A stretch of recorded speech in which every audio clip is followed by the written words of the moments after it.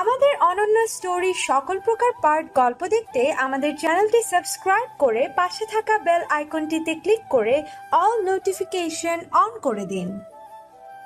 ঘুমের হেলাফেলা করবে না আম্মু, পড়া যতটুকু হয়েছে ততটুকুই। শরীর খারাপ করলে তো তুমি পরীক্ষায় দিতে পারবে না। রিপন তাকালো তার বড় আব্বুর দিকে। তার বড় আব্বু এত ভালো কেন? সবাই যেখানে পড়ালেখার জন্য এত প্রেশার দেয়, সেখানে তার বড় আব্বু শরীরের যত্ন নিতে বলছে। রিপন জুবায়ের শিকদারের দিকে তাকিয়ে হাসলো, তারপর বলে উঠল, কাল থেকে শরীরের যত্ন নিব বড় আব্বু। জুবায়ের শিকদার বলে উঠল, ওহো, কাল থেকে নয়, আজ থেকে। রিপন এবার কট কট করে হাসি দিল।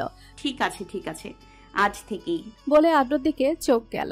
সে আগে থেকেই নিপুণের দিকে তাকিয়ে আছে। নিপুণ এবার বুড়ো কুচকে আদ্রর দিকে তাকালো, ইশারা করলো কি হয়েছে, এমন ভাবে তাকিয়ে আছে কেন? আদ্র যেন কোনো সাড়া দিল না, মনে হয় যেন নিপুণের ইশারা দেখেইনি। খাওয়া দাওয়া শেষে সোহেব তাড়া দিয়ে বলে উঠল, তোর খাওয়া শেষ হলে এবার ওঠ, তোকে কলেজ দিয়ে আমার আবার একটা গুরুত্বপূর্ণ কাজে যেতে হবে।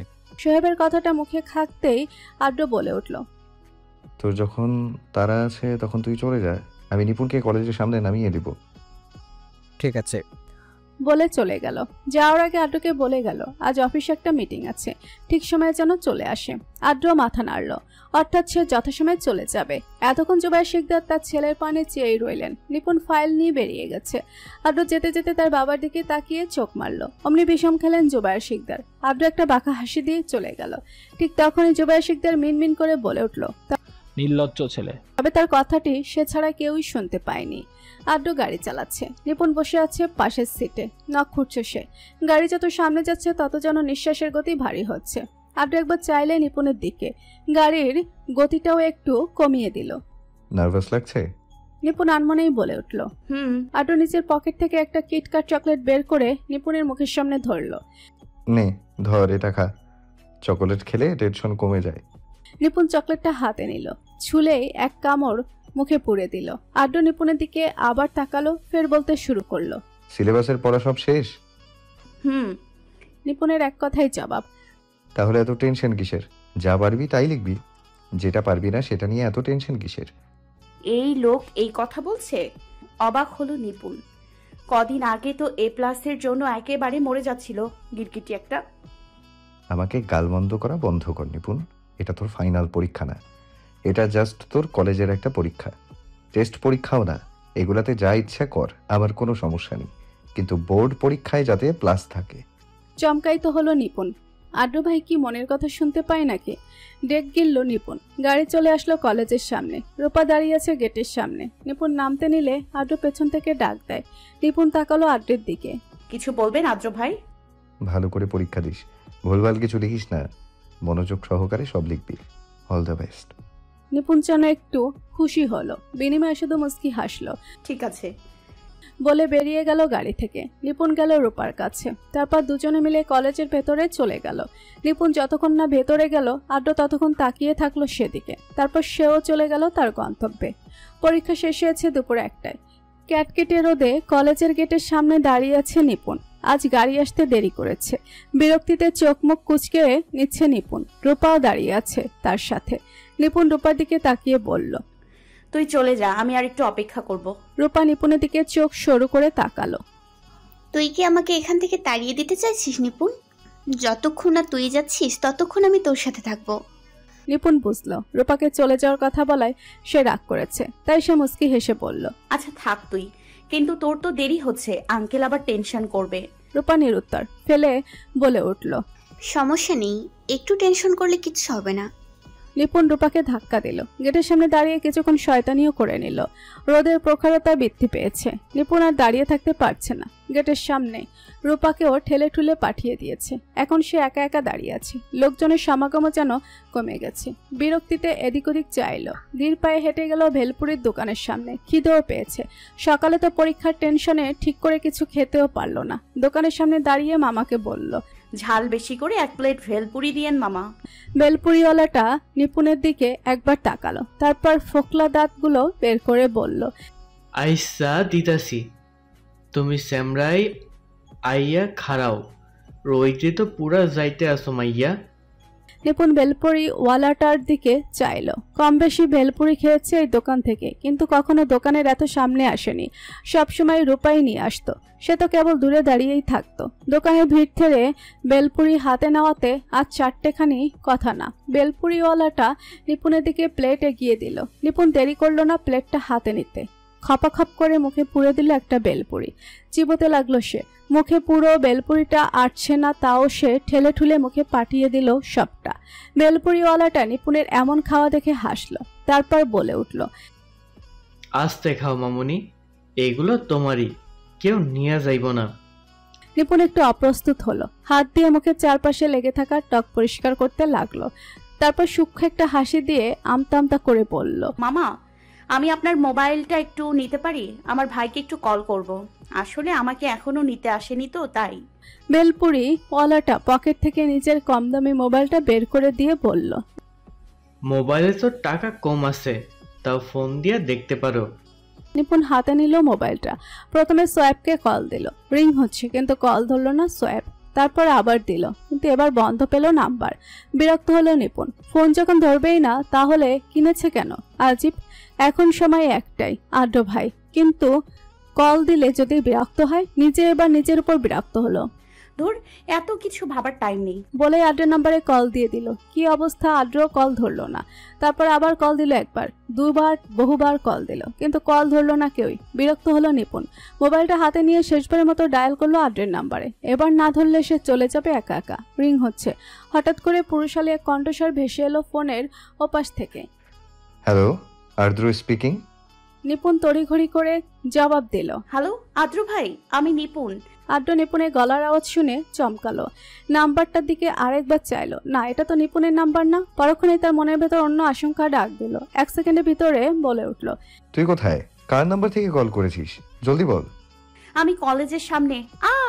ব্যাস, এতটুকু বলার পর বন্ধ হয়ে গেল হাতে থাকা মোবাইলটা। বেলপুরিওয়ালা মামার দিকে তাকিয়ে মোবাইলটা হাতে দিয়ে বলল, মোবাইলটা বন্ধ হয়ে গেছে মামা। মোবাইলটা নিপুণের হাত থেকে নিয়ে পকেটে পুরে রাখলো বেলপুরিওয়ালা। নিপুণ দাঁড়িয়ে থাকলো দোকানের সামনে, আড্ডো আসবে এই অপেক্ষায়। অপরদিকে আড্ডো সোয়েবকে বাকি মিটিংটা সম্পর্কে বুঝিয়ে দিয়ে নিজে বেরিয়ে গেল অফিস থেকে। গাড়ি ড্রাইভ করছে সে। বারে বারে সে অপরিচিত নাম্বারেও কল করছে। যতবার কল করছে ততবারই বন্ধ বলছে অপর পাশ থেকে। রাগে এক হাতে চুলগুলো খামচে ধরলো। পরক্ষণে আবার কল ধরলো মতিন মিয়াকে, যে নিপুণকে কলেজ থেকে বাড়িতে নিয়ে যায়। অপর পাশ থেকে কল রিসিভ হলো। মোবাইলের অপর পাশ থেকে ভেসে আসলো এক পরিচিত কণ্ঠ। বলতে শুরু করলো, জি আদ্র বাবা, কিছু কইবেন আপনি? আপনি কি নিপুণকে আনতে কলেজে গিয়েছিলেন চাচা? আড্ডের নিরেট কণ্ঠস্বর। মতিন মিয়া চমকিয়ে গেল, তারপরেই বলে উঠল, আমি এত সকালে যাই এক কিতা করবো আদ্র বাবা? মামনির কলেজ তো ছুটি হয় বিকাল 4টায়। আড্র বুঝলো নিপুণের যে পরীক্ষা আছে তা মতিন চাচা জানে না। কল কেটে দিল সে তৎক্ষণাৎ। নিপুণের সাথেও কি হয়েছে তাও বেশ আঁচ করতে পারছে। ঘড়িতে টাইম দেখে নিল আড্র, 2:26 বাজে। পরীক্ষা শেষ হয়েছে 1টায়, অনেকটাই দেরি হয়ে গেছে। গাড়ির গতিটা আরেকটু বাড়ালো আড্র। ছুটে চলেছে নিপুণের কলেজের উদ্দেশ্যে। নিপুণ অপেক্ষা করতে করতে বিরক্ত। অপেক্ষা করতে করতে 4 প্লেট ভেলপুরি খেয়ে ফেললো। 5 নম্বর প্লেট চলছে তার। কখন আসবে তার আড্ডু ভাই? ঠিক তখনই একটা গাড়ি ঝড়ের গতিতে নিপুণের সামনে এসে থামলো। হাতে থাকা ভেলপুরিটা মুখে পুরে দিল সে। গাড়িতে উঠে বস। নিপুণ লড়ল না। ভেলপুরিটা বাটিটা নিয়ে এখনো দাঁড়িয়ে আছে। আড্ডু নিপুণের দিকে সূক্ষ্ম চোখে তাকালো। ভুরু জুড়ে একটু কুঁচকে গেল। তুই কি আরো খেতে চাস নিপুণ? নিপুণ তড়িঘড়ি করে বলে উঠল, না না না, আমি আর খেতে চাই না। আসলে এতক্ষণ ধরে যে খেলাম, আমি তো মামাকে টাকাই দেইনি। তুই গিয়ে গাড়িতে বস, আমি টাকা দিয়ে আসছি। আড্ডের কণ্ঠস্বর শান্ত।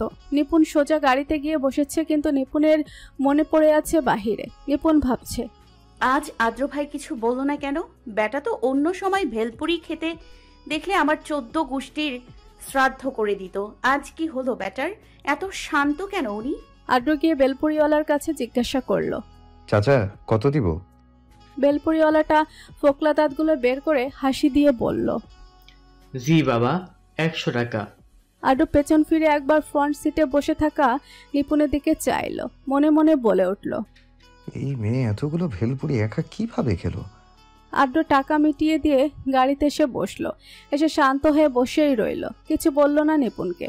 এইদিকে নিপুণ হাঁসফাঁস করছে, আদ্র ভাই তাকে কিছু বলছে না কেন? যেভাবে সে বেলপুরি খেয়েছিল, আদ্র তো এখন তাকে থাপ্পড় মেরে দেওয়ার কথা ছিল। তা আদ্রকে একবার ডাক দিল। আদ্র ভাই যাবেন না? আদ্র অপকটে জবাব দিল। যাচ্ছি। গাড়ি চালাচ্ছে আদ্র হঠাৎ করে নিপুণকে প্রশ্ন করলো, কাল তোর কি পরীক্ষা? কাল তো বৃহস্পতিবার, পরীক্ষা নেই।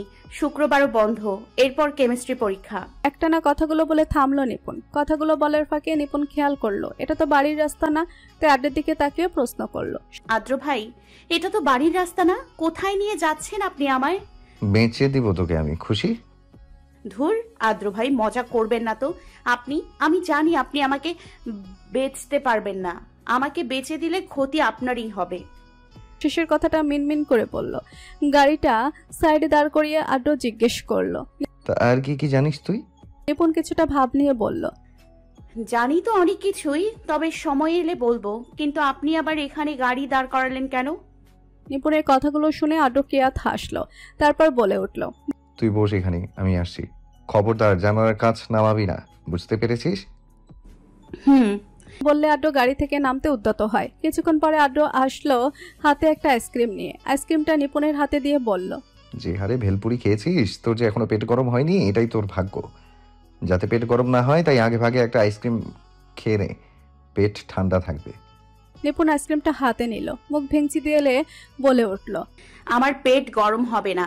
আমি লোহা খেয়ে লোহাও হজম করে ফেলতে পারি। আদ্র কথার পিঠে আর কথা বাড়ালো না। এই মেয়ের সাথে কথা বলে লাভ নেই, কোথা থেকে কোনো উল্টোপাল্টা লজিক আনে আল্লাহই ভালো জানে। নিপুণ আইসক্রিমের প্যাকেটটা খুলে কামড় দেওয়ার আগে আদ্রের মুখের সামনে ধরল। আমি খাবো না। আদ্রের শর্টকাট জবাব। নিপুণ আরেকটু সামনে নিয়ে ধরল। আদ্র বিরক্তিতে চাইল নিপুণের দিকে। নিপুণ ইশারা করলো এক কামড় নেয়ার জন্য। আদ্রের অনিচ্ছা সত্ত্বেও এক কামড় নিল। নিপুণ আইসক্রিমটা সরিয়ে নিয়ে এসে প্রশ্ন করলো, আমরা কোথায় যাচ্ছি এখন? আমার অফিসে যাচ্ছি, একটা মিটিং ফেলে এসেছি, এখন এটা অ্যাটেন্ড করতে হবে। ও। নিপুণ আইসক্রিম খাওয়ার ফাঁকে আবার বলে উঠল, আমি যে এখনো যাইনি বাড়িতে, সবাই টেনশন করবে না? করবে না, আমি জানিয়ে দিয়েছি। তুই খা, আর একটা কথাও বলবি না। নিপুণ ভেঙচি কাটলো, তারপর তার খাওয়ায় মনোযোগ দিল। তুই এমন হয়ে আছিস কেন অর্পা? আজ 2-2.5 মাস হয়ে গেছে তুই আমাদের সাথে মন খুলে চলাফেরা করতে পারিস না। সিলেট থেকে আসার পর থেকে দেখছি তোর এমন ব্যবহার। বললাম তো, তুই যাকে খুঁজে চলেছিস তাকে খুঁজতে আমরাও তোকে সাহায্য করব। অর্পা টলমলে চোখে প্রিয়ার দিকে তাকালো, ভাঙা গলায় বলে উঠল, যার কষ্ট সেই বোঝে। তোরা আমাকে 2 মাস ধরে বলছিস যে তোরা আমাকে খুঁজে দিতে সাহায্য করবে, কিন্তু কই তোরা খুঁজে দিচ্ছিস? প্রিয়া হুঙ্কার দিয়ে উঠল, তোর কি মনে হয় বলতো অর্পা, আমরা শুধু তোকে নামেই হেল্প করব বলছি? তুই ছেলেটার নাম ছাড়া আর কিছুই জানিস না। তোকে খুঁজতে কি খুব বেশি সময় লাগার কথা? অর্পা শান্ত হলো না, ডুকরে কেঁদে উঠল সে। প্রিয়া এসে তাকে জড়িয়ে ধরল, সান্ত্বনা দিয়ে বলে উঠল, কেন এমন করছিস? শান্ত হ তুই, আমরা খুব শীঘ্রই পেয়ে যাব, চিন্তা করিস না। অর্পার মন মানতে চায় না এই কথায়। সামান্য 2 দিনের পরিচয় যে কাউকে এত ভালোবেসে ফেলবে তা কখনো কল্পনাও করতে পারেনি সে। ভালোবাসা কি এভাবেই হয়ে যায় হঠাৎ করে? আদ্র এসেছে তাদের অফিসের সামনে, গাড়ি পার্কিং এরিয়াতে থামিয়েছে। নিপুণ জানালা দিয়ে তাদের অফিস দেখে যাচ্ছে। এই বাড়ির মেয়ে হয়েও সে কখনো তাদের অফিসে আসেনি, আজই প্রথম। আদ্র নিপুণের দিকে একবার তাকালো, মেয়েটা কেমন অবাক দৃষ্টিতে সব দেখে যাচ্ছে। আদ্র মুস্কি হাসলো, নিচে গাড়ি থেকে নেমে গিয়ে নিপুণের দরজাটা খুলে দিল। তোর দেখা বন্ধ হলে এবার গাড়ি থেকে নেমে আয়। আদ্রের কথা শুনে নিপুণের ধ্যান ভাঙলো, তড়িঘড়ি করে নেমে পড়লো গাড়ি থেকে। আদ্র গাড়ির দরজা বন্ধ করে নিপুণের হাত ধরলো, তারপর যেতে লাগলো অফিসের ভেতরে। নিপুণ যেন আজ অবাকের শীর্ষে। আদ্র ভাই তার হাত ধরেছে। অবাক হওয়ার সাথে সাথে নিপুণ খুশিও হয়েছে। লজ্জায় গাল দুটো লাল গোলাপি হচ্ছে বারে বারে, পেটের ভিতরে কেমন যেন সুরসুরি লাগছে। নিপুণ একবার হাতের দিকে তাকাচ্ছে আর একবার আদ্রের দিকে, মনে মনে বলে উঠল, ইস, মানুষটার কোনো কমন সেন্স নেই, এভাবে হুট করে কেউ হাত ধরে? আমার বুঝি লজ্জা লাগে না? আর এমন ভাবে ধরেছে যেন আমি ওনার বউ। নিজের চিন্তার উপর নিপুণের গর্ব হলো, আবার বিড়বিড় করে বলে উঠল, আজ বউ নই, কাল বউ হব। হাত ধরতেই পারে, চুমু খেতে পারে, ভবিষ্যৎ বউ বলে কথা। একটু আদর করবে না বুঝি? কি হলো, এভাবে শক্ত হয়ে আছিস কেন? হাঁটতে পারছিস না? মনে হচ্ছে আমি তোকে জোর জবরদস্তি করে ভেতরে নিয়ে যাচ্ছি। কথাগুলো ভাবতে ভাবতে লজ্জা তাকে আষ্টে পিষ্টে পেঁচিয়ে ধরলো। এবার যেন পেটটা একটু গুড়গুড় করে উঠল। আদ্রের কথায় নিপুণ শরীরখানা একটু ছাড়লো, হেঁটে যেতে লাগলো আদ্রের পায়ে পায়ে তাল মিলিয়ে। অফিসে প্রবেশ করার সাথে সাথে সবাই সালাম দিতে লাগলো, কেউ বা গুড আফটারনুন বলতে লাগলো। আদ্র গম্ভীর মুখে হু হা করে এগিয়ে যেতে লাগলো কেবিনের দিকে। অফিসের কর্মচারীরা উৎসুক হয়ে তাকিয়ে আছে নিপুণের দিকে, কেউ বা আবার গুজুর গুজুর ফুসুর ফুসুর করছে স্যারের সাথে মেয়েটাকে। আদ্র নিপুণ যাওয়ার পথে হঠাৎ সামনে আসলো সোহেবাই। নিপুণকে অফিস দেখে সে অবাক হলো, আচমকা বলে উঠল, ভাই এটাকে অফিসে নিয়ে এসেছো কেন? নিপুণ হাত মোচড়ামুচড়ি করছে ছাড়ানোর জন্য। শত হলেও বড় ভাই। আদ্র নিপুণের হাত ছাড়ল না, তার দিকে চাইল না পর্যন্ত। সোহেবের দিকে তাকিয়ে সব খুলে বলল। এরপর নিপুণের দিকে তাকিয়ে বলে উঠল, তুই আপাতত আমার কেবিনে বসে থাকবি আমি না আসা পর্যন্ত। আমার আর সোহাইবের এখন একটা মিটিং আছে, সেটা অ্যাটেন্ড করতে হবে। ফিরে এসে যাতে দেখি চুপচাপ বসে আছিস। নিপুণের সূক্ষ্ম হুমকি বুঝতে পেরেছে, তাই সাথে সাথে উপর নিচ মাথা দুলিয়ে বুঝিয়ে দিল সে যে চুপচাপ বসে থাকবে, কোনো অঘটন ঘটাবে না। আদ্র নিপুণকে নিজের কেবিনে রেখে কাউকে একটা কল করলো। ঠিক 5 মিনিট পর একজন দরজায় নক করলো। আদ্র দেরি না করে জবাব দিল। Come in. লোকটি ভেতরে প্রবেশ করে, সাথে করে নিয়ে আসা জিনিসপত্রগুলো টেবিলের উপরে রেখে বের হয়ে যায়। নিপুণ আদ্রের দিকে তাকিয়ে জিজ্ঞেস করে, এগুলো কি আদ্র ভাই? খাবার। জিজ্ঞেস করতে দেরি হলো, আদ্রের জবাব দিতে দেরি হলো না। নিপুণ খাবারগুলোর কাছে এগিয়ে যায়, ঢাকনা তুলে দেখে ভাত, একটা মাছের পিস, ডাল আর একটা ডিম সিদ্ধ। ঢোক গিলে সে আমতা আমতা করে বলল, এত খাবার কে খাবে? আমার তো খিদে নেই। ওই যে। ব্যাস আর বলতে পারলো না নিপুণ। তার কথা শেষ হওয়ার আগেই আদ্র বলে উঠল, তোর থেকে জানতে চাইনি আমি খেতে পারবি কি পারবি না। খাবার দিয়ে গেছি, খাবার খেয়ে নিবি। খবরদার খাবার নষ্ট করেছিস তো।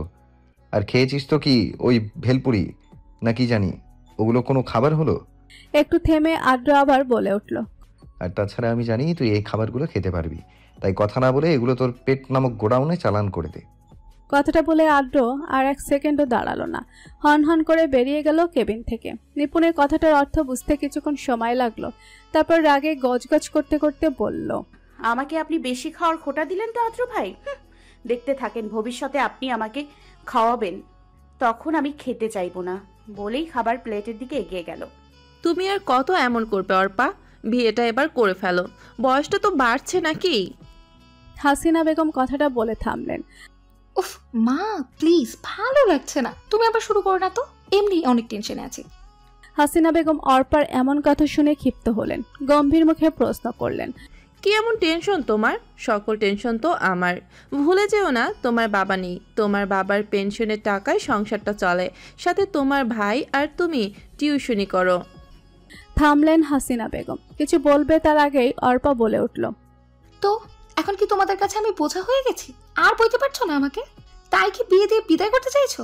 হাসিনা বেগম অর্পার দিকে নরম চোখে চাইলেন। মেয়েটার কষ্ট তো আর বুকটা ফেটে যায়, কি করবে সে?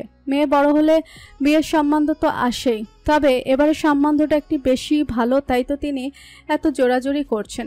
তবে মেয়ের এমন আপত্তি তিনি বুঝতে পারছে না। তবে কি মেয়ে কাউকে পছন্দ করে? চোখগুলো স্থির করে তিনি অর্পার দিকে তাকালেন, গলার স্বর নরম করে মাথায় হাত বুলিয়ে প্রশ্ন করলেন, তোর কি মনে হয় তোকে দূরে রেখে আমি শান্তিতে থাকতে পারবো? তুই তো আমার কলেজা। আচ্ছা ঠিক আছে, তোকে এখন বিয়ে করতে হবে না। তোর যখন মনে হবে যে তুই বিয়ের জন্য প্রস্তুত তখন বিয়ে করিস। এখন আম্মাকে বল, তুই কি কাউকে পছন্দ করিস? অর্পা তাকালো তার মায়ের দিকে, চোখে চোখ রেখে বলল, যদি বলি হ্যাঁ? হাসিনা বেগম মেয়ের কথা শুনে থমকালেন। তার মেয়ে কাউকে পছন্দ করে? অর্পা থুতনিতে হাত রেখে বললেন, কে সেই ছেলে? অর্পা হতবিহ্বল হয়ে গেল। ভেবেছিলাম মা এই কথা শোনার পর তাকে কষি একটা চড় লাগাবে, কিন্তু মা এখন ছেলের পরিচয় জানতে চাইছে। সে কি বলবে এখন? অর্পা চুপ করে আছে বিধায় তিনি আবার জিজ্ঞাসা করলেন, কি হলো? ছেলের পরিচয় বলতে এত দ্বিধা কেন? অর্পা এখনো চুপ। কি বলবে সে তো সোহাইবের নাম ছাড়া আর কিছুই জানে না। সে তার মাকে কিছু বলতে যাবে, তখনই কলিং বেলের শব্দ ভেসে আসে। অর্পা দীর্ঘশ্বাস ফেলে এগিয়ে যায় দরজার দিকে। দরজাটা খোলার সাথে সাথে রাসেল ভিতরে প্রবেশ করে, বিরক্তিতে বলতে শুরু করে, কোথায় থাকিস তোরা আপু?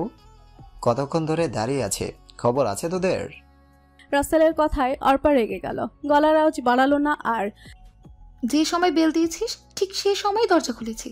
এতটুকু যদি সবর করতে ইচ্ছে না করে তাহলে গেটের সামনে থেকে কল করে দিস। আগে ভাগে দরজা খুলে রাখবো। রাসেল নির্বোধের মতো দাঁড়িয়ে আছে। কি এমন বললাম যে এই পাগলটা এত রেগে আছে? আবার মনে মনে বলতে লাগলো, না, আজ একে রাগালে চলবে না। হরপা দাঁড়িয়ে আছে কোমরে হাত দিয়ে, দৃষ্টি তার রাসেলের দিকে। রাসেল কাঁধ থেকে ব্যাগটা রেখে অর্পা দিকে তাকিয়ে বলল, রাগ করছিস কেন আপু? তুই তো আমার সোনা আপু, কত ভালো তুই। রাসেল মুখটাকে বাচ্চাদের মতো করে বলল, জানিস তুই রাগ করলে মানুষ কালো হয়ে যায়, আর আমি চাই না আমার এত মিষ্টি আপুটা কালো হয়ে যাক। অর্পা বিষম খেলো, এই বলে এমন করছে কেন? অর্পা চোখগুলো ছোট ছোট করে বলল, কি হয়েছে, ঝেড়ে কাশ তো। তোর হাব ভাব আমার ঠিক সুবিধা ঠেকছে না। তোর কি টাকা লাগবে বা কিছু?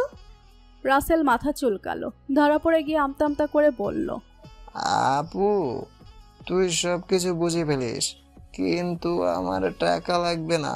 আসলে এবারে সব বন্ধুরা মিলে প্ল্যান করেছে রাঙামাটি যাবে। অর্পা বলে উঠল, তো যা, সমস্যা কোথায়? রাসেল মুখ দিয়ে চসূচক আওয়াজ করলো, পরক্ষণে বলে উঠল, আরে যাওয়া নিয়ে তো সমস্যা নেই, সমস্যা হচ্ছে আমি একটা টিউশনি করি, যাকে পড়াচ্ছি তার এখন পরীক্ষা চলছে। মেয়েটাও খুব ভালো পড়ালেখায়, এই সময় তারা ছুটি দেবে কিনা সেটা নিয়ে সমস্যা।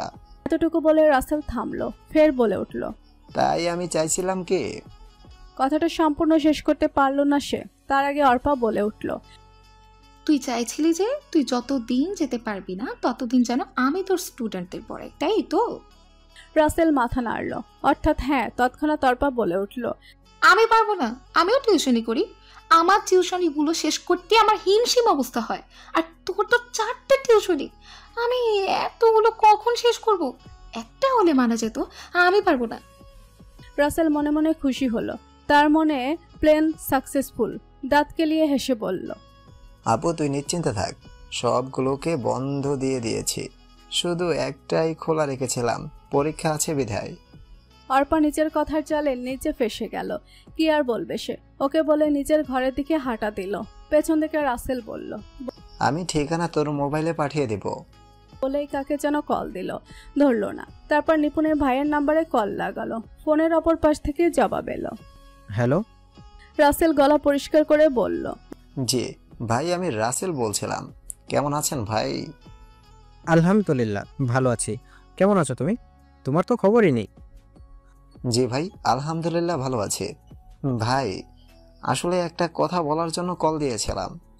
বেটা বলে ফেল, তুই আবার আমার সাথে ফর্মালিটি দেখাচ্ছিস নাকি? আমি কিন্তু তোকে সেই ভার্সিটি লাইফ থেকে চিনি। বলেই হাসলো সোহেব। না ভাই, ফর্মালিটি না, শত হইলেও ভাই আমি যখন ইন্টারে তখন আপনি মাস্টার্সে, আমার কত বছরের বড় আপনি। সোহেব আবারও হাসলো, এই ছেলেটাকে তার অনেক ভালো লাগে। সোহেব আবার বলে উঠল, আমার এত বছরের ছোট হয়েও তো তুই সেই দিন আমাকে বাঁচিয়েছিলি, না হয়তো আমি সেই দিনে মরে যেতাম। যাকে সে কথা বল, কি বলবি? রাসেল বলে উঠল, ভাই বন্ধুরা মিলে রাঙামাটি ঘুরতে যাবে প্ল্যান করেছে, আমাকেও যেতে হবে, নিপুণের তো পরীক্ষা, তাই বলতে একটু সংকোচ হচ্ছে। তবে চিন্তা করবেন না ভাই, আমার বদলে যদি আমার বড় আপু কিছুদিন পড়ায় তাহলে কি কোনো সমস্যা হবে? সোহেব তৎক্ষণাৎ কিছু বলল না, কিছুক্ষণ চুপ থেকে বলে উঠল, সমস্যা নেই, তুই ঘুরে আয়। রাসেল খুশি হলো, ধন্যবাদ বলে ফোন কেটে দিল। চিৎকার করে মাকে ডেকে আবার বাড়তে বলল। যাক, একটা টেনশন মুক্ত। আড্ডা নিপুণ বাড়ি ফিরেছে শেষ বিকেলে। ঘরে ঢুকে আড্ডা চলে গেল নিজের রুমের দিকে।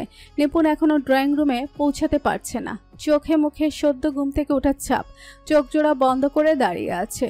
মেয়ের এই অবস্থা দেখে আঁখি শিকদার অনিমা শিকদার এর দিকে তাকিয়ে বললেন, দেখছো আপা, এই মেয়ে কুম্ভকম্বের মতো এখনো দাঁড়িয়ে দাঁড়িয়ে এখানে ঘুমাচ্ছে। বলি এই মেয়ের দ্বারা কিচ্ছু হবে না, বিয়ে দিয়ে দিলে তো এখন নানি হয়ে যেতাম আমি। অনিমা শিকদার হেসে উঠলেন, সাথে জেসমিনও। আঁখি শিকদার এর দিকে একবার তাকিয়ে অনিমা শিকদার এগিয়ে গিয়ে নিপুণকে ধরল। নিপুণ লাফ দিয়ে উঠল, বড় মাকে সামনে রেখে জড়িয়ে ধরল। অনিমা শিকদারও মাথায় হাত বোলাতে বোলাতে বলে উঠল, আজ বুঝি আমার নিপুণ মা খুব ক্লান্ত? নিপুণ চোখ বন্ধ করে জবাব দিল, যা নিজের ঘরে গিয়ে ফ্রেশ হয়ে বিশ্রাম নিয়ে নে, আমি চা নিয়ে আসছি তোর রুমে। আবার তো তোকে পড়াতেও আসবে। তখনই আঁখি শিকদার বলে উঠল, ভালো কথা মনে করছো আপা। শোয়েব বলছিল রাসেল নাকি আসতে পারবে না, ও নাকি কোথাও যাওয়ার আছে। জেসমিন শিকদার বলে উঠল, তাহলে নিপুণের যে পরীক্ষা তার কি হবে? রাসেল নাকি বড় বোন আসবে এই কয়েকদিন। নিপুণ এতক্ষণ ধরে সব কথা শুনছিল, তারপর চলে গেল নিজের ঘরের দিকে। এখন ফ্রেশ হয়ে বিশ্রাম নেওয়া অনেক প্রয়োজন। আজ সবাই বাড়িতে আছে। সন্ধ্যার বেলায় শিকদার বাড়ি এমনিতেই জমজমাট থাকে, যেন চাঁদের হাট বসে এখানে। বাড়ির সকল সদস্যরা বসে আছে ড্রয়িং রুমে, শুধু নেই নিপুণ, পড়ে পড়ে ঘুমাচ্ছে। জেসমিন শিকদার একবার ডেকে এসেছে, কিন্তু এক মেয়ের খবর নেই। জুবায়ের শিকদার, জুনায়েদ শিকদার আর জয়নাল শিকদার একসাথে বসে চায়ের কাপে চুমুক দিচ্ছে, ব্যবসায়িক কিছু কথাও বলছেন। অনিমা শিকদার, আঁখি শিকদার আর জেসমিন শিকদার বসে বসে মুড়ি মাখাচ্ছেন। ইভা আর ইভান বসে বসে টিভি দেখছে। আদ্র আর সোহেব একসাথে কথা বলতে বলতে সিঁড়ি দিয়ে নিচে নামছে। বাড়ির সবাই একসাথে তাদের দিকে তাকালো, আবার চোখ ফিরিয়ে নিল, যে যার কাজে মন দিল। আদ্র আর সোহেব আসামাত্র ইভান টিভি অফ করে দিল, চুপচাপ হয়ে বসলো সোফার এক কোণে। আদ্র আর সোহেব সোফায় বসা মাত্রই অনিমা শিকদার এসে আদ্রকে 1 কাপ চা, কফি আর সোহেবকে 1 কাপ চা দিয়ে গেল, সাথে কিছু বিস্কিট। যদিও তিনি জানেন আদ্রি বিস্কুট খাবে না, সোহেবের জন্য মূলত বিস্কুটগুলো। অর্পা এতক্ষণ ধরে ঠিকানা খুঁজতে খুঁজতে ক্লান্ত। তাদের বাসা থেকে শিকদার বাড়ি মূলত অনেক দূর। সে ভেবে পায় না এত দূরে কেন তার ভাই টিউশন নিল। অনেক খোঁজাখুঁজি করার পর অর্পা নিজের গন্তব্যে এসে পৌঁছালো। বাড়ির গেটের সামনে দাঁড়িয়ে আছে সে। বাড়িটাকে পর্যবেক্ষণ করাই বোধহয় এখন তার প্রধান কাজ। মনে মনে বলে উঠল, এটাই তাহলে শিকদার বাড়ি? এই এলাকার সবচেয়ে প্রসিদ্ধ বাড়ি। দোতলা বিশিষ্ট বাড়িটি কোনো যেন তার নজর কাটছে বারে বারে। তখনই গেটের পাশে দারোয়ান প্রশ্ন করল, কি চাই আপনার আপা? কোনো কাম আইছিল এই বাড়িতে? অর্পার ধ্যান ভাঙল দারোয়ানের কথায়, আর একটু সামনে গিয়ে দারোয়ানকে বলল, জি আসলে আমি রাসেলের বড় বোন, ও কিছুদিন আসতে পারবে না, তাই আমাকে আসতে বলা হয়েছে।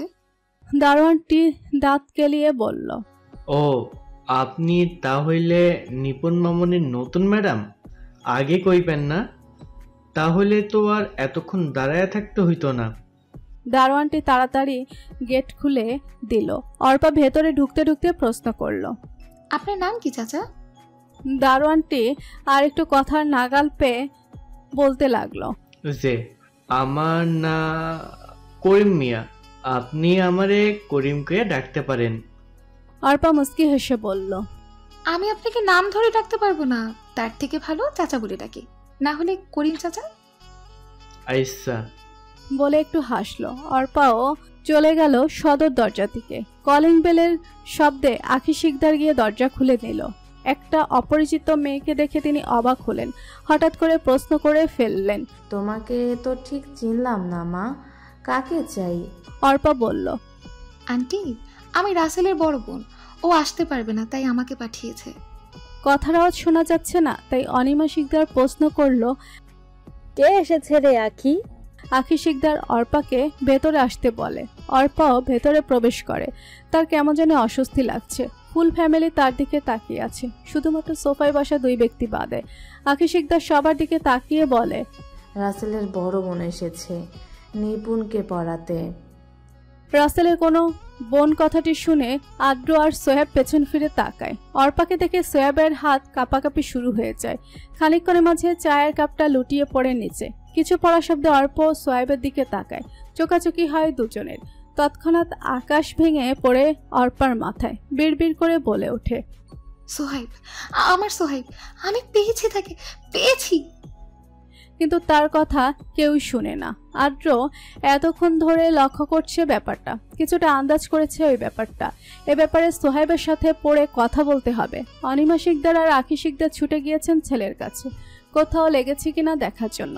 জুনায়েদ শিকদার বলে উঠল, বাসায় নতুন একজন এসেছে, তার মধ্যে অঘটন ঘটিয়ে ফেলেছো তুমি সোহেব। সে এখন কি ভাবছে তুমি কিছু মনে করো না মা। অর্পা নির্লিপ্ত কণ্ঠে জবাব দিল, কোনো সমস্যা নেই আঙ্কেল, আমাকে যদি কেউ নিপুণের রুমটা দেখিয়ে দিত তাহলে ভালো হতো। অনিমা শিকদার আখি শিকদারের দিকে তাকিয়ে বলল, তুই এইগুলা একটু পরিষ্কার কর, আমি ওকে নিপুণের ঘরে নিয়ে যাচ্ছি।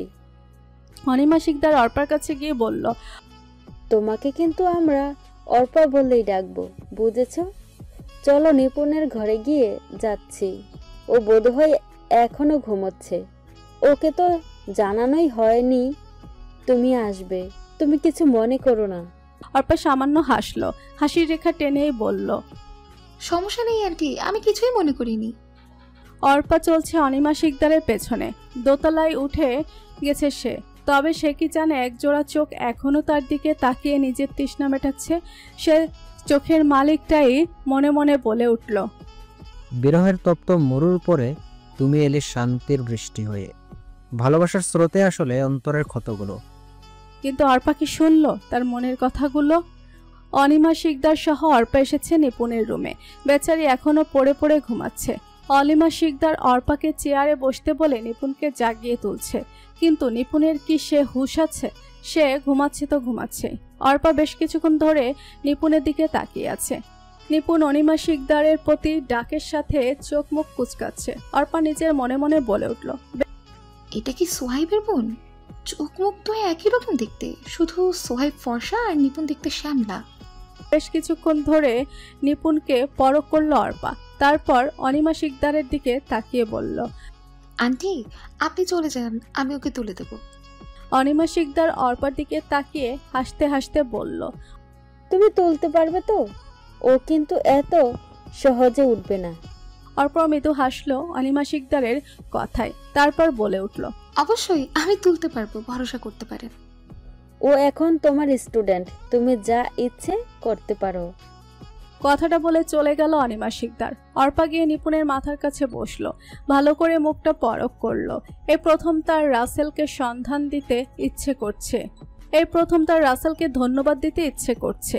এতদিন কত কাটরেছে সোহেবের এক নজর দেখা পাওয়ার আশায়, আর তার ভয় কি না সোহেবদের বাড়িতেই টিউশনি নিয়েছে।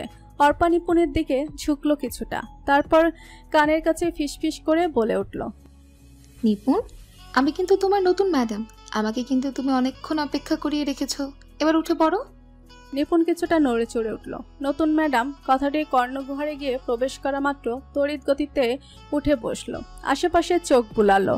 অর্পাকে পাশে দেখতে পেয়ে মনে মনে বলে উঠল, এটাই কি তাহলে রাসেল স্যার বড় বোন? নিপুণকে এভাবে অবাক দৃষ্টিতে তাকিয়ে থাকতে দেখে অর্পা মৃদু হেসে বলল, আমি হলাম তোমার স্যার মানে রাসেলের বড় বোন। তুমি হয়তো জানো রাসেল এই কয়েকদিন আসতে পারবে না, তাই আমার আশা।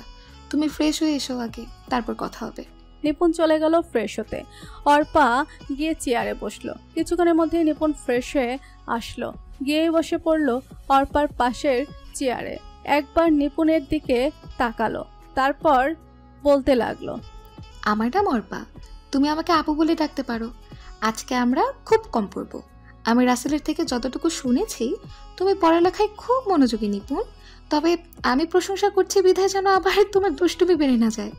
নিপুণ অর্পার দিকে তাকিয়ে ফিক করে হেসে দিল, মনে মনে বলে উঠল, কি সুন্দর রাসেল স্যারের বোন, যেমন সুন্দর চেহারা ঠিক তার চেয়ে সুন্দর তার কথা। নিপুণ অর্পার দিকে তাকিয়ে বলল, আমি তাহলে আপনাকে অর্পা আপু বলেই ডাকবো। অর্পা মাথা নাড়ালো নিপুণের কথায়। তাদের সময় কাটতে লাগলো পড়ালেখা আর কিছু মজার মজার দুষ্টুমিতে। সোহেব এতক্ষণ বাহিরে দাঁড়িয়ে দাঁড়িয়ে নিপুণ আরও অর্কের কথাগুলো শুনছিল। ভিতরে প্রবেশ করেও করলো না, ফিরে গেল নিজের রুমে। সোহেব রুমে এসে চমকালো, কাপা কাপা গলায় প্রশ্ন করলো, তুমি আমার ঘরে? আড্ডু এক নজর তাকালো সোহেবের দিকে, তারপর দ্রুত চলে গেল বারান্দায়। আড্ডুর যাওয়া দেখে সোহেব দীর্ঘশ্বাস ফেলে, তাই সে ও বারান্দার দিকে হাঁটা দিল। আড্ডু দাঁড়িয়ে আছে পেছন দিক ফিরে, আকাশের দিকে তার চাহনি। সোহেব এসে আড্ডুর পাশে দাঁড়ালো, একবার মুখের দিকে তাকিয়ে সেও আকাশের পানে তাকালো। নির্লিপ্ত কণ্ঠে প্রশ্ন করলো, আকাশের পানে কি দেখো? আজ তো আকাশ অন্ধকার, চাঁদ তো আজ নেই। আদ্র নড়ল না নিজের জায়গা থেকে, সোহেবের দিকেও চাইল না, নির্বিকার কণ্ঠে বলে উঠল, চাঁদ উঠুক আর না উঠুক, চাঁদের জায়গা কিন্তু আকাশে। আর্দ্র ফের বলে উঠল, রাসেলের বোনকে তুই কি করে চিনিস? দেখে তো মনে হচ্ছিল। আদ্র আর কিছু বলার আগে নাই সোহেব বলে উঠল, ভাই সরি। কেন? সোহেব আবার বলে উঠল। তোমাকে না জানানোর জন্য। থামলো সোহেব, আবার বলে উঠল। ভাই আমি সিলেটকে অর্পার দেখা পাই, জানি না কিভাবে আমি ওকে ভালোবেসে ফেলি, কিন্তু ভাই আমি সত্যি বলছি, আমি নিজের উপর কনফিডেন্স ছিলাম না। আমি ভেবেছিলাম এটা জাস্ট একটা ভালো লাগা, আমি গুরুত্ব দিইনি। কিন্তু কি? আদ্র এখনো শান্ত। কিন্তু যখন আমি সিলেট থেকে চলে এসেছিলাম তখন অনুভূতিগুলো আরও প্রখর হয়ে গিয়েছিল। যে সত্য থেকে আমি পালাতে চাইছিলাম আমি পারিনি, সেই সত্যগুলো থেকে পালাতে। বিশ্বাস করো আমি পারিনি, তাই পাগল কুত্তার মতো লোক লাগিয়েছিলাম ওকে খোঁজার জন্য, কিন্তু পাইনি। এখন দেখি ও রাসেলের বড় বোন। আদ্র এবার সোহেবের দিকে চাইলে প্রকাশ্যে দৃষ্টি খাবে। হঠাৎ আদ্র বলে উঠল, অর্পাকে তুই ভালোবাসিস? পাশে থাকতে পারবি তো সারা জীবন? যদি সে বিশ্বাস নিজের ওপর থাকে তাহলে বলে দে, সময় নষ্ট করলে তোরই ক্ষতি। আমি ভালোবাসি অর্পাকে, পাশে থাকতে পারবো সারা জীবন। খুব শীঘ্রই আমি ওকে বলে দেব ভাই, খুব শীঘ্রই। আদ্র মৃদু হাসলো। তৎক্ষণাৎ সোহেব প্রশ্ন করলো, তাহলে তুমি বলছো না কেন ভাই? তুমি কবে বলবে সব? সোহাইবের প্রশ্নে আদ্র হেসে দিল। আদ্র এবার পূর্ণ নেটে চাইলো সোহাইবের দিকে, কাঁধে দ্রুম করে একটা কিল মেরে দিল। হাসতে হাসতে বলে উঠল, তোর বোনকে আমি কিছু বলে পটানো লাগবে না, সে এখন এমনিতেই আমার উপর পটে বসে আছে। আমি তো সোজা বিয়ে করার প্ল্যান করেছি, দেখবি একদিন ফুক করে বিয়ে করে চলে এসেছি। আদ্রের কথায় সোহেব খুক খুক করে কেসে উঠল। সরু দৃষ্টিতে আদ্রের দিকে চাইলো, মনে মনে বলে উঠল, কি ডেঞ্জারাস রে বাবা, আমার বোনকে পালিয়ে নিয়ে যেতে চাইছে, আবার আমাকেই জানিয়ে রাখছে। সোহেব শুকনো ঢোক গিলল। না, এগুলো নিয়ে পড়ে ভাববে, আগে অর্পার ব্যাপারটা ক্লিয়ার করা যাক। কথায় আছে না, পরের চরকায় তেল না দিয়ে নিজের চরকায় তেল দেওয়া উত্তম, তাহলে চরকা তাড়াতাড়ি ঘুরবে। আদ্র চলে গেল সোহেবের রুম থেকে। সোহেব তাকিয়ে থাকলো সেদিকে। এখন নিপুণের ঘরের দিকে যেতে হবে। সোহেব লম্বা লম্বা পায়ে নিপুণের ঘরের সামনে এলো। ভেতর থেকে হাসির আওয়াজ আসছে। সোহেব ভেতরে প্রবেশ করতে একটু সংকোচ বোধ করলো। শত হলো নিপুণ তার ছোট বোন। আবার মনে মনে বলে উঠল, তোর সংকোচের গুল্লি মারি, ছোট বোন যদি চোখের সামনে আদ্র ভাইয়ের প্রেমে হাবুডুবু খাইতে পারে, আমি কি ছোট বোনের ম্যাডামের প্রেমে হাবুডুবু খাইতে পারি না? শতভাবনার অবসান ঘটিয়ে সোহেব ঢুকে গেল নিপুণের ঘরে। পেছন থেকে আওয়াজ পেয়ে নিপুণ আর অর্পা পেছন ফিরে তাকালো। অর্পা স্থির দৃষ্টিতে তাকিয়ে আছে যেন কিছুই হয়নি, কিন্তু নিপুণ চোখগুলো সরু করে তাকিয়ে আছে সোহেবের দিকে। গলা খাকানি দিয়ে বলল, ভাইয়া কোনো ম্যানার্স শেখুনি নাকি? রুমে আসার সময় যে অনুমতি নিতে হয় তাও কি ভুলে গেলে? সোহেব থতমত খেয়ে গেল। নিপুণের দিকে কটমট দৃষ্টিতে চাইল। বিড়বিড় করে বলে উঠল, এই জন্য বললে ঘর শত্রু বিভীষণ, ওভাবে ওর সামনে আমার মান সম্মানের ফালুদা বানিয়ে দিল। অর্পার কথায় সোহেবের হুঁশ আসে। সে অর্পার দিকে তাকিয়ে বলল, বলতে এসেছিলাম মিস অর্পা, এখন দেখছি আগে আপনার থেকে পারমিশন নিতে হবে। শেষের কথাটি নিপুণের দিকে তাকিয়ে বলল, অবশ্যই নিতে হবে ভাইয়া, তুমি আমার মিস। আপুকে কি জিজ্ঞেস করেছো? আদ্র ভাইও তো প্রথম দিন রাসেল স্যারের সাথে দেখা করার সময় পারমিশন নিয়ে রুমে এসেছিল। আদ্র ভাই যদি আসতে পারে তাহলে তুমি কোন খ্যাতের মূলা? নিপুণের কথায় সোহেব চোখ গোড়ানি দিল। নিপুণ সেদিকে তাকিয়ে আবার মুখ ভেঙচি কাটল।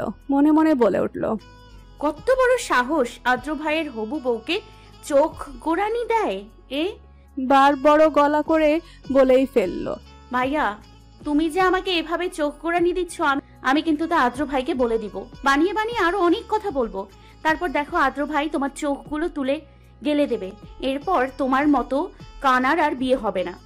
কথাটা বলেই হাসলো নিপুণ। নিপুণের কথায় সোহেবের চোখগুলো কটর থেকে বেরিয়ে আসার উপক্রম হয়েছে। এই মেয়েটা ইদানিং একটু বেশি করছে, কাউকে তোয়াক্কা করে না, সব আদ্র ভাইয়ের আশকারায়। আজকেই এটার একটা বিহিত করতে হবে। সোহেব একবার নিপুণ আর একবার অর্পার দিকে চাইলো। অর্পা ঠোঁটের মৃদু হাসি দেখেই বোঝা যাচ্ছে অর্পা তাদের কথাগুলোকে বেশ উপভোগ করছিল। হঠাৎ সোহেবের চোখে চোখ পড়ায় হাসি বন্ধ হয়ে গেল তার। সোহেব বুড়ুকুচকে তাকিয়ে আছে অর্পার দিকে। কিছুক্ষণের ব্যবধানে সোহেব বেরিয়ে গেল নিপুণের ঘর থেকে। তবে যাওয়ার আগে বলে গেছে নিপুণকে এত পড়া দিতে যাতে ও পড়ার টেবিল থেকে এক মুহূর্তের জন্য উঠতে না পারে। নিপুণ অবাক হয়ে গেল সোহেবের কথায়। অর্পার দিকে তাকিয়ে বলে উঠল, শুধু একটু মজাই তো করেছি, তার জন্য এত হাইপার হওয়ার কি আছে? নিপুণ অর্পার দিকে তাকাতেই দুজন ফিক করে হেসে দিল। রাত 10টা বাজে বরাবর। সবাই খাবার টেবিলে উপস্থিত। দৈনন্দিনের মতো আজকের দিনটি সবাই খাবার টেবিলে বসেছে আর বাড়ির বউরা তা পরিবেশন করছে, এটা ওটা আগিয়ে দিচ্ছে। নিপুণ বসেছে আদ্রের মুখোমুখি। আদ্রের পাশে আছে সোহাইব। নিপুণ একবার তাকালো সেদিকে। প্রতিবার তাকানোতে সোহাইব তাকে কটমট লুক দিল। ঢোক গিলে নিপুণ তার খাওয়ার দিকে মনোযোগ দিল। নিপুণ এক প্লেটে ভরে ভরে ভাত নিল, তারপর বাটি থেকে বেশি করে কলিজা ভুনা নিয়ে নিল। খাবার প্লেটটার দিকে তাকিয়ে বলে উঠল, দেখলেও মনে শান্তি, খেতে আরো শান্তি। নিপুণের প্লেটে আর জায়গা নেই। ইভা বলে উঠল, তুমি এগুলো খেতে পারবে তো নিপুণ? নিপুণ বাঁ হাতে ইভার গাল টিপে বলতে লাগলো, আমি কি তোর খাবার নিয়ে ঢং করি? দেখবি এইগুলো খেয়ে আবার খাবো। সোহেব বলে উঠল, রাক্ষসী একটা। কথাটা কি আদ্রের কানে গেল? সোহেব আদ্রের দিকে আর চোখে একবার তাকালো। আদ্র কোনো দিকে তাকাচ্ছে না, সব কথা শুনে যাচ্ছে সে। নিজের খাবারে আপাতত ব্যস্ত সে। বড় সবার খাবার শেষ, কেউ উঠে গেছে, কেউ হাত ধুতে গেছে। নিপুণ এখনো খাচ্ছে। আদ্র একবার তাকালো নিপুণের দিকে, তারপর সেও উঠে গেল। আদ্র হাত দিয়ে তোয়ালে দিয়ে হাত মুছতে মুছতে সোহেবের দিকে তাকালো, গম্ভীর মুখে বলে উঠল, এটা তো লাস্ট ওয়ার্নিং সোহাইব, নিপুর খাবারের দিকে নজর দিবি না। ওর খাবারের দিকে আরেকবার নজর দিলে তোর চোখগুলো আমি তুলে নেব। বলেই চলে যায় আদ্র। সোহেব এখনো সেখানে থ মেরে দাঁড়িয়ে আছে। মতনে মনে মনে বলে উঠল, ও কি ফ্যামিলিতে জন্ম নিলাম, বড় ভাই ছোট বোন সবাই চোখ তুলে নেওয়ার হুমকি দেয়। আদ্র টেবিলের সামনে গিয়ে এক গ্লাস পানি ঢালে। বসে খেতে যাবে তখন অনিমা শিকদার প্রশ্ন করেন, তুই যে কলিজা ভুনা খাসনি, সেটারও কি করব? নিপুণকে দিয়ে দাও। জবাব দিতে দেরি করলো না আদ্র। নিপুণ প্লেট চেটে চুটে খাচ্ছিল। আদ্রের কথা শুনে তার হাত থেমে গেল। মাথা নাড়িয়ে বলে উঠল, না না আদ্র ভাই, আমার তো খাওয়া শেষ, আমি আর খাবো না। কে শুনে কার কথা? অনিমা শিকদারের থেকে কলিজা ভুনার বাটিটা নিয়ে এগিয়ে গেল নিপুণের দিকে। বাটিতে অবশিষ্ট কলিজা ভুনাগুলো তুলে দিল নিপুণের প্লেটে। নিপুণ অবাকের চরম পর্যায়ে। আদ্রের দিকে তাকাতেই আদ্র বলে উঠল, এইগুলোর সাথে আরো কিছু ভাত নিয়ে খা, খবরদার খাবার নষ্ট করেছিস তো। আর এক মুহূর্ত সময় নষ্ট না করে আদ্র পা বাড়ালো সিঁড়ির দিকে। পিছনে কি হলো তা দেখার সময় নেই তার। নিপুণ ঘরে এসে হাঁটছে বললে ভুল হবে। সে রীতিমতো জোরে জোরে পায়চারি করছে, ঘরের এপাশ থেকে ওপাশ যাচ্ছে। নিপুণের এখন ইচ্ছে করছে আদ্রের মাথাটা ফাটিয়ে দিতে। সে গিয়ে টেবিলের উপর থেকে এক গ্লাস পানি হাতে নিল, কিন্তু সবটা পানি খেতে পারলো না। চোখ দিয়ে কান্না বের হয়ে আসতে চায়, গলাটায়ও মনে হয় কিছু দলা পাকিয়ে আছে। হাত দিয়ে মুখটা একবার মুছে নিল সে। ফ্যান চলা সত্ত্বেও প্রচুর ঘামছে সে। উফ, এখন মনে হয় প্রকৃতির ডাক এসেছে। জলদি ছুটে গেল ওয়াশরুমের দিকে। কিছুক্ষণ পর ওয়াশরুম থেকে বের হয়ে এসে এক গ্লাস পানি ঢকঢক করে সবার করে ফেললো সে। পেটের উপর হাত রেখে বলল, আহ, পেট শান্তি তো দুনিয়া শান্তি। দুনিয়ায় শান্তির কথা চিন্তা করছিস, আর এদিকে আমার শান্তির কি হবে? পেছন থেকে পুরুষালী গলা আসতেই নিপুণ সেদিকে তাকালো। গলার মালিক কে সে তা জানে। নিপুণ সামনে এগোতে এগোতে বলে উঠল, আপাতত দুনিয়ায় শান্তির কথাই চিন্তা করি। আপনার শান্তির কথা চিন্তা করার সময় আসলে আপনারটাও করবো আদ্র ভাই। আপাতত আমি দুনিয়া নিয়ে একটু ব্যস্ত আছি। কি এমন পটল মার্কা কাজ করেছিস দুনিয়া নিয়ে যে এত ব্যস্ত ছিলি? তো আধ ঘন্টা যাবত ওয়াশরুমে, সেটাই বুঝি তোর দুনিয়া? বাহ, বেশ ভালো তো তোর দুনিয়াটা। আদ্রের এমন গা জ্বালানো কথায় নিপুণের সরাসরি জ্বলে যাচ্ছে। ইচ্ছে তো করছে একটা বাড়ি মেরে মাথাটা দুভাগ করে দেই। উজবুক কোথাকার, কিন্তু এমন কাজ করার সাহস কি তার আছে? ওই মনে মনে গোষ্ঠী উদ্ধার করা, ওই যে বলে না পাগলের সুখ মনে মনে, ওইটুকুই নিপুণের দৌড়। নিপুণ দীর্ঘশ্বাস ফেলল। কিছু বলার সাহস আর নেই। মুখটাকে কাচুমাচু করেই বলে উঠল, আমি আজ সত্যি এতগুলো ভাত খেতে পারতাম না। আমার পেট একদম ভরে গিয়েছিল। শেষে আপনার দেয়া খাবারগুলো খেয়ে আমার অবস্থা আরো খারাপ হয়ে গেছে। তাই তো এতক্ষণ ধরে ওয়াশরুমকেই আমার দুনিয়া বানাতে হলো। আদ্র একবার নিপুণের দিকে তাকালো। মেয়েটা চোখ তুলছে না, সবটা কথা নিচের দিকে তাকিয়েই বলছে। আদ্র অকপটে প্রশ্ন করলো, পেটে জায়গা না থাকলে খেয়েছিস কেন? নিপুণ এবার আদ্রের দিকে চোখ তুলে তাকালো। চোখাচোখি হলো দুজনের, কেউ চোখ সরালো না। আদ্রের চোখের দিকে তাকিয়ে নিপুণ বলে উঠল, আপনি বলেছেন তাই তো খেয়েছি, না হলে কি আমি খেতাম নাকি? আপনার কথা আমি ফেলতে পারি না, তাই আপনি বেশি করে এমন করেন। কেমন করি? আদ্রের এমন প্রশ্নে নিপুণ ঠিক বুঝতে পারে আদ্র তাকে ইচ্ছে করে এমন প্রশ্ন করেছে। কথা ঘোরাতে সে বলে উঠল, তা আমি কেন বলবো? আপনি বুঝে নিন আপনি কেমন করেন। আর এখন আমার ঘরে আসলেন কেন? নিপুণ তার ব্রুজোড়া কুচকালো। আদ্র বুঝতে পারলো যে নিপুণ কথা ঘুরাতে চাইছে। সে এইগুলো নিয়ে বেশি ঘাটলো না, এইগুলোর জন্য সে এখন আসেনি। আদ্র নিপুণের সামনে থেকে সরে দাঁড়ালো। অমনি নিপুণের চোখ গেল খাটের উপরে থাকা একটা বাক্সের উপরে। একবার আদ্রের দিকে তাকালো, একবার বক্সের দিকে তাকালো, আবার আদ্রের দিকে তাকিয়ে বক্সের দিকে তাকালো। এভাবে চললো কয়েকবার। আবার আদ্রের দিকে তাকালো। আদ্র চরম বিরক্তিতে বলে ওঠে, এত ঢং করছিস কেন তুই? গিফট বক্স কি আর জীবনে চোখে দেখিসনি, নাকি প্রথম দেখলি? নিপুণ চোখ বড় বড় করে বলে উঠল, আগে তো দেখেছি, কিন্তু এত বড় দেখিনি। এটা কি আমার আদ্র ভাই? আদ্র এবার মুখ নিয়ে চশচক আওয়াজ করে বলে উঠল, তা তোর ঘরে যখন এনেছি তোরই তো হবে। তুই এসব গবেট মার্কা প্রশ্ন কেন করছিস? মাথার ঘিলু কি ওয়াশরুমের কমোডে ফ্লাশ করে দিয়ে এসেছিস? নিপুণ কিছু মনে করলো না আদ্রের কথায়। এক লাফে চলে গেল খাটের উপরে। গিফট বক্সটা হাতে নিয়ে তুলে কোলে নিতে চাইলো, কিন্তু পারলো না। চোখ পিটপিট করে আদ্রের দিকে তাকিয়ে প্রশ্ন করলো, কি এনেছেন আদ্র ভাই? এত ভারী কেন এটা? নিপুণের কথা আদ্রের কানে দিয়ে ঢুকেনি। সে তো নিপুণের কার্যকলাপ দেখছে আর মনে মনে হাসছে। বোকা নিপুণ কি তা টের পেয়েছে? পায়নি। সে যতই চালাক হওয়ার ভান করুক, আসলে সে বোকাই। মনে মনে আদ্র বলে উঠল, বোকা ঘুম কুমারী, তুই অনেক বোকা, অনেক। নিপুণ এবার এক লাফে আদ্রের সামনে চলে আসলো।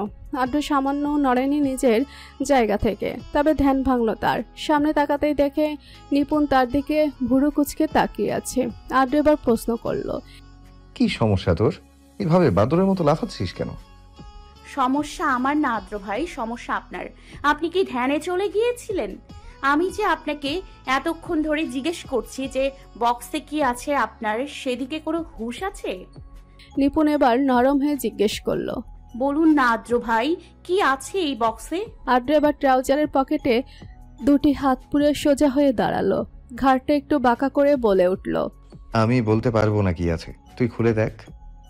আদ্র চোখের ইশারায় বক্সটার দিকে দেখালো, তারপর আবার বলে উঠল, তুই আনবক্সিং কর, আমি আসি। এই বলে পা বাড়ালো। কিছু পা এগিয়ে আবার ফিরে তাকালো নিপুণের দিকে। কেউ গিফট দিলে যে ধন্যবাদ জানাতে হয়, তাও কি ভুলে গেলি নাকি? নিপুণ এবার আকাশ থেকে পড়লো। ভুরু কুচকে আদ্রের দিকে তাকিয়ে আছে সে। এভাবে কি কেউ নিজেই নিজের জন্য ধন্যবাদ চাই? মিনমিন করে বলে উঠল, ধন্যবাদ। আদ্র এবার গলা উঁচু করে বলে, এভাবে ভ্রু কুচকে আছিস কেন তুই? ভ্রু কুচকালে তোকে বড় বড় লাগে, আদর করতে মন চায়। বিয়ের আগে আরেকবার যদি ভ্রু কুচকেছিস তাহলে খুব মুশকিল হয়ে পড়বি। বিয়ের আগে যদি আরেকবার ভ্রু কুচকেছিস তাহলে খুব মুশকিলে পড়বি তুই নিপুণ। তোর এমন ধন্যবাদ আমি চাই না। আজ পর্যন্ত যতটা ধন্যবাদ তুই দিয়েছিস আমি তা কড়াই গন্ডা হিসাব রেখেছি। সুযোগ পেলে সেদিন হিসাব চুকিয়ে দেব। কথাগুলো বলে আদ্র আর 1 মিনিটও নিপুণের সামনে দাঁড়ায়নি। গটগট পায়ে নিপুণের কক্ষ ত্যাগ করলো। আদ্রের কথায় নিপুণের গায়ে কাঁটা দিয়ে উঠল। শরীরের শিরা উপশিরায় রক্তের স্রোত তীব্র গতিতে বইতে লাগলো। মনে মনে শুধু একটা কথাই বলে উঠল, আদ্র ভাই কি বলে গেল? এটা কি বোঝাতে চাইছে উনি? উনি কি ঘুরিয়ে পেঁচিয়ে আমাকে ভালোবাসে কথাটা বলে গেল?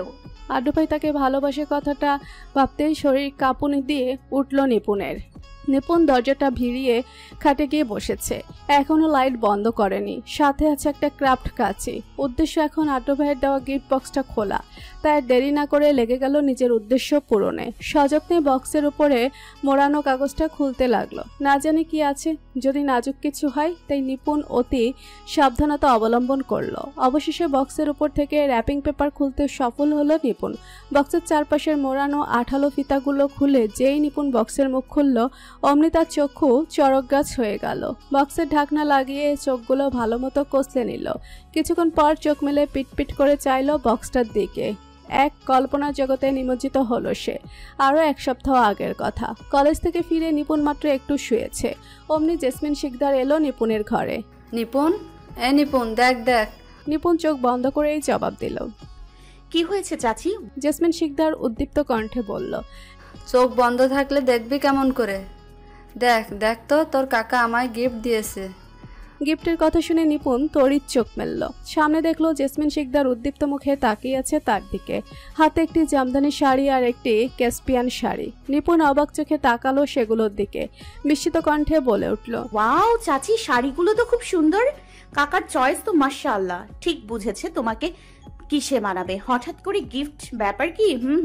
নিপুণের এমন রসিকতায় জেসমিন শিকদার যেন বরফের ন্যায় গলে গেল। খাটে বসতে বসতে বলল, আমি কি জানি, তোর কাকা আমায় এগুলো দিবে? আমি কি কোনো উপহার চেয়েছি নাকি? আমি তো শুধু বলেছিলাম এই শাড়ি কখন অর্ডার দিল কে জানে, আজই আমায় দিল।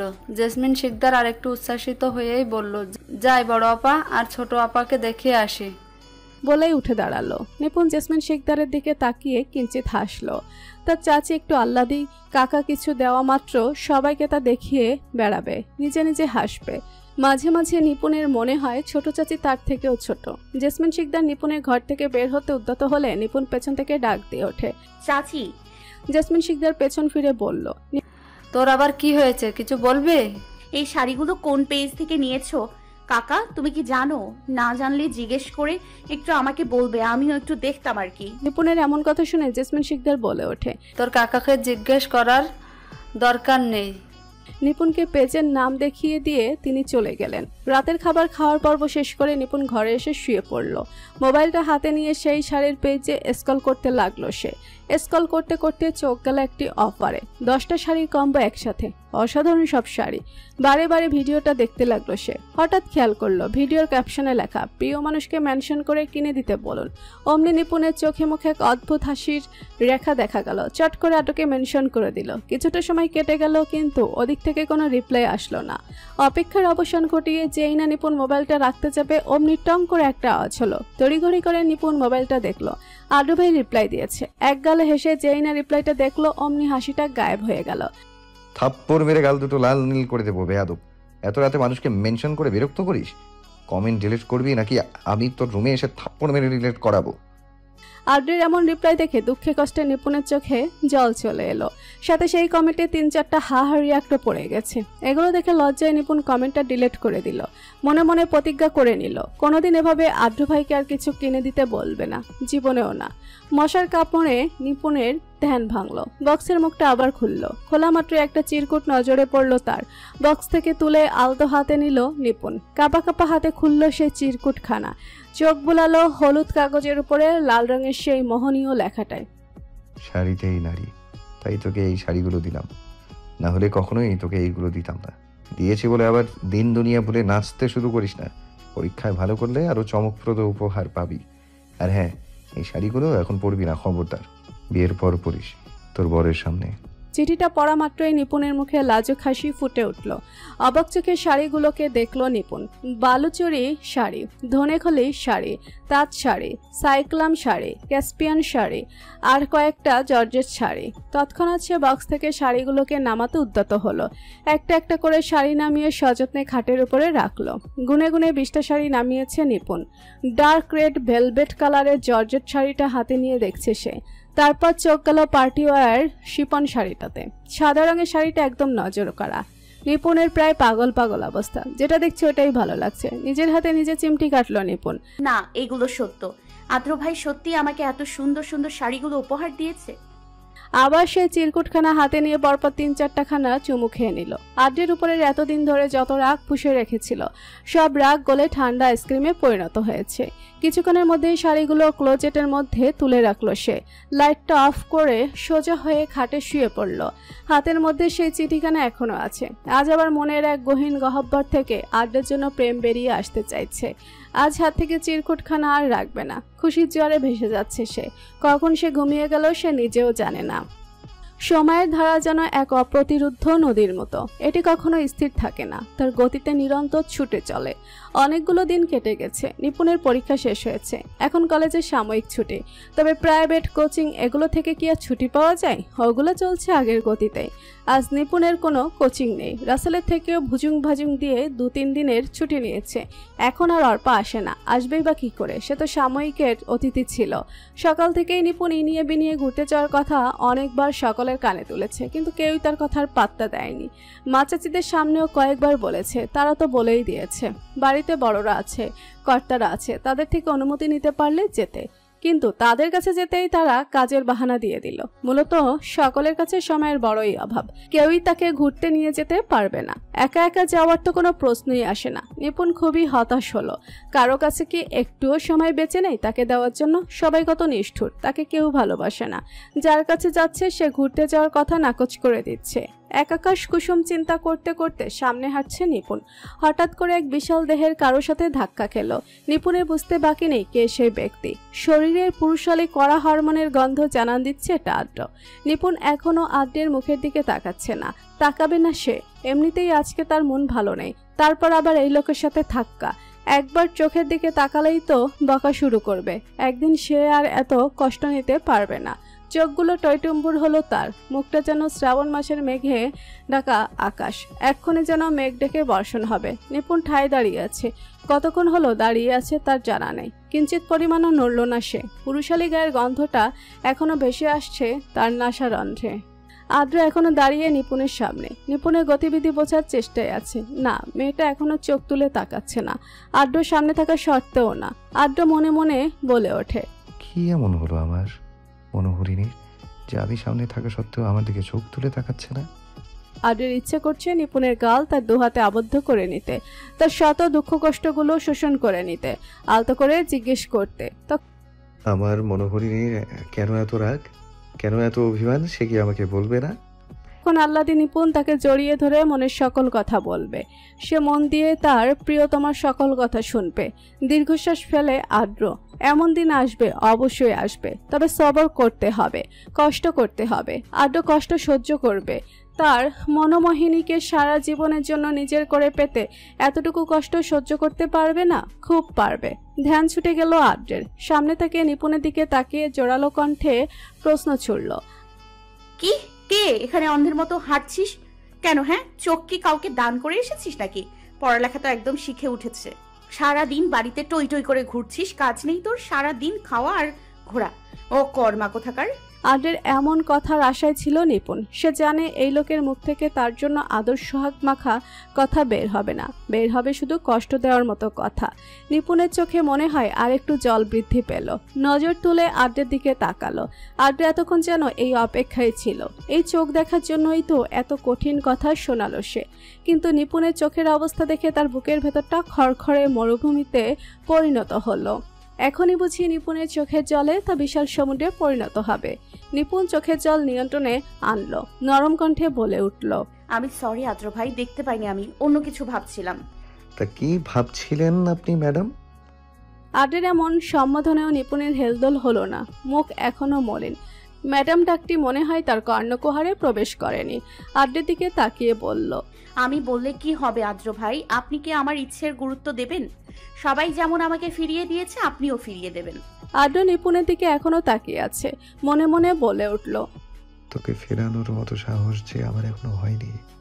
তোকে ফিরিয়ে দিলে তো আমি নিজেই শেষ হয়ে যাব। আর জেনে বুঝে কি কেউ কাউকে শেষ করতে চায়? মনের চিন্তাধারাকে সাইডে রেখে আদ্র বলে উঠল, তুই তো আগে আমার কাছে চেয়ে দেখ, তারপর দেখ আমি দেই কিনা। আদ্রের হঠাৎ এমন নরম গলা শুনে নিপুণ অকপটে বলে উঠল, আমি ঘুরতে যেতে চাই, নিয়ে যাবেন না আমায়? হৃদয়হীন নিষ্ঠুর মানব কঠিন সময় না নিয়ে গেলে জানতে চাইলেন কেন? কষ্টে আর একটু লবণ দিতে? বেলা গড়িয়ে বিকেল হলো। বিকেল বললে ভুল হবে, দুপুর পেরিয়েছে মাত্র। নিপুণ এখন বারান্দায় দাঁড়িয়ে দাঁড়িয়ে আকাশ দেখছে। আজকের দিনটা খুব খারাপ কেটেছে তার। শুধু শুধু রাসেল স্যারকে সে আসতে মানা করেছে। এমন হবে জানলে সে কখনোই মানা করতো না। অন্তত পড়া নিয়ে তো থাকতে পারতো। হঠাৎ ধ্যান ভাঙিয়ে নিপুণের পাশে মোবাইলটা কর্কশ কণ্ঠে ডাকছে। বিরক্তি নিয়ে মোবাইলটা হাতে তুলল সে। স্ক্রিনে জল জল করছে একটা নাম। এই নামটা দেখতে আগে খুশি লাগলেও আজ তার কাছে মোটেও খুশি লাগছে না। কল না ধরেই পাশে রেখে দিল। আরো কল আসলো, একের পর এক আসতেই থাকলো, কিন্তু ধরলো না সে। তৎক্ষণাৎ টুং করে একটা মেসেজের আওয়াজ হলো। এবার নিপুণ মোবাইলটা হাতে নিল। মেসেজ অপশনে ঢুকেই দেখতে পেল আদ্রের মেসেজ। কিরে বেয়াদব, কল ধরছিস না কেন? দিব্যি তো বারান্দায় দাঁড়িয়ে হাওয়া খাচ্ছিস। আমি এত কষ্ট করে মিটিং শেষ করে এলাম তোকে ঘুরতে নিয়ে যাব বলে, আর তুই কিনা আমার কল কেটে দিচ্ছিস? কত সাহস হয়েছে তোর, তা আমি আজ নিজে মাপবো। অসভ্য, তাড়াতাড়ি রেডি হয়ে নিচে নাম, আমি দাঁড়িয়ে আছি। 10 মিনিটের বেশি সময় নিবি না কিন্তু। আদ্রের এমন মেসেজ দেখে নিপুণ খুশিতে আত্মহারা। সকালের সব অপমানের কথা অমনি ভুলে গেল, ছুটতে গেল রুমে। নিপুণ রুমে এসেই জামা কাপড়ের ঝুলি খুলে বসেছে। কোন জামাটা পরে যাবে সেই নিয়েই যত চিন্তা ভাবনা। শত চিন্তা ভাবনার ইতি টেনে আলমারি থেকে 3টা জামা নামিয়েছে। এখন পড়েছে মহাবিপদে। কোন জামাটা রেখে কোনটা পরবে সে? 3টেই আদ্র ভাই কিনে দিয়েছে। একবার গালে হাত দিয়ে আকাশি রঙের 3 পিসটা দিকে তাকায়, তো আবার কালো রঙের আনারকলিটার দিকে তাকায়। সবশেষে সাদা রঙের গাউন জামাটা হাতে তুলে নে। না, সাদা জামাটাই পরবে, এটা একটু হালকা আছে। খাটের 2টো জামার দিকে তাকিয়ে বলল, আমি সরি রে, তোদের দুটোকে পরতে পারবো না, আবার কোনো সময় তোদেরকে পরবো, আজ না হয় সাদাটাকেই পরি। নিজের এমন ঢং মার্খা কথাই নিচেই ফিক করে হেসে দেয়। হাতের জামাটা নিয়ে ছুট লাগায় ওয়াশরুমের দিকে। আদ্র প্রায় 20 মিনিট যাবৎ বসে আছে গাড়িতে, চোখে মুখে বিরক্তির ছোঁয়া। মেয়েটাকে পই পই করে বলে দিয়েছে 10 মিনিটের মধ্যে তৈরি হয়ে আসতে, কিন্তু আধ ঘন্টা হতে চলল, মহারানীর আসার নাম নেই। বিরক্তিতে আদ্র গাড়ি থেকে নেমে একটা সিগারেট ধরালো। আপন মনে সিগারেট টানতে লাগলো সে। ঠিক তখনই নিপুণ বের হয়ে আসলো। ছুটে আসছে সে। আদ্রের নজর ছুটে আসা এক রমণীর দিকে। মুহূর্তেই সকল বিরক্তির অবসান ঘটল। মনের মধ্যে এক ভালো লাগার স্রোত বইছে। সামনে ছুটে আসা রমণীটা যেন শুভ্র এক পরী, যেন আকাশ থেকে একখণ্ড মেঘ নেমে এসেছে। ডলে পড়া সূর্যের আলোয় নিপুণের উজ্জ্বল শ্যামবর্ণের মুখটা পুরনো খাঁটি সোনার গোলো দিচ্ছে। আদ্র নিপুণের দিকে তাকিয়ে আছে তো আছে, আনমনে বলে উঠল, তোর মুখে এত বিরক্তির ছাপ কেন আমার রুদ্রাণী? বিরক্তির ছাপ তো থাকবে আমার মনে, তোকে এখনো আমার করতে পারছি না সেই বিরক্তি। তার রুদ্রাণীকে দেখার মাঝে আদ্র কি ভুলে গেল সিগারেটের কথা? হয়তো। ছেঁকা লাগলো আদ্রের হাতে, পড়ে গেল সিগারেটটা হাত থেকে। আদ্র নিচের দিকে তাকাতেই এক জোড়া পা দেখতে পেল। সে দৃষ্টি উপরে তুলল। সামনে তার রুদ্রাণী দাঁড়িয়ে আছে। আদ্র লক্ষ্য করে তার মায়াবী মুখের আদলে। মুখে তেমন কোনো সাজসজ্জা নেই, শুধু চোখের জোড়ায় মোটা করে কাজল দেওয়া, ঠোঁটে হালকা লিপস্টিক, চুলগুলো খোপা করা, ছোট একটা কাঠির সাহায্যে আটকানো। সাইড দিকে কিছু বেবি হেয়ার বের হয়ে আছে। আদ্রের দৃষ্টি এখনো নিপুণের দিকে আবদ্ধ।